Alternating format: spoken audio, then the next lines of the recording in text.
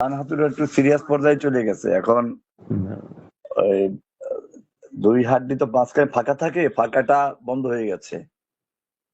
হুম, এখন এরা ওই কিছু জুতার ই করতেছে, সাজেস্ট করতেছে, ওইগুলো তৈরি করে দিবে, ওইগুলো পড়তে হবে, তারপরে আস্তে আস্তে যদি ওই ওই অবস্থায় থাকবে আর কি। আর যদি এটা আহ, এইভাবে না করা হয় তাহলে বলতেছে যে হয়তো 2-3 বছর পরে আর এটা পাওয়া রাখা যাবে না, এরকম বলতেছে একটা আর কি।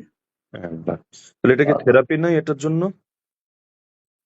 এরা তো বলতেছে কোন থেরাপি নেবে না, এরা ওই জুতার ই করতেছে, জুতার সাথে জানি কেমনি কি বানাই দিবে, নতুন জুতা রাখবে।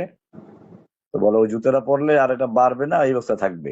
এটা আর ভালো করা কষ্ট আগের থেকেই ছিল, এর তো অনেক আগের থেকে এটা আস্তে আস্তে আস্তে আস্তে এই পর্যায়ে চলে আসছে। আমাকে ওই ভিতর থেকে এক ডাক্তার বলছিল যে এটা হুম, যদি শুরু থেকে চিকিৎসা করানো হয় তো এটা ভালো হয়ে যেত, কিন্তু যে অবস্থা যাচ্ছে কিন্তু পরে কিন্তু বড় ক্ষতি হয়ে যাবে।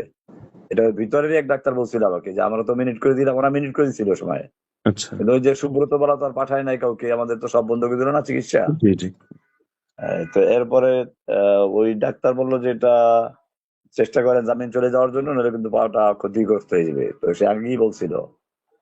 এখন ওই ডাক্তার হচ্ছে সে একই কথা বললো। আর আমি এক্স রে দিয়ে দেখছি নিজেও, যে ওই বাম পাটা যেরকম ফাঁকা আছে দুই হাড্ডির মাঝখানে, ডান পায়ে ওইটা নাই। আছে অন্যান্য গুলো আছে, ওগুলো পরীক্ষা নিরীক্ষা চলতেছে। ওই যে লিভারে কিছু সমস্যা ছিল, ওটা পরীক্ষা দিছে, এখন পরীক্ষার ফলাফলটা এখনো আসে নাই।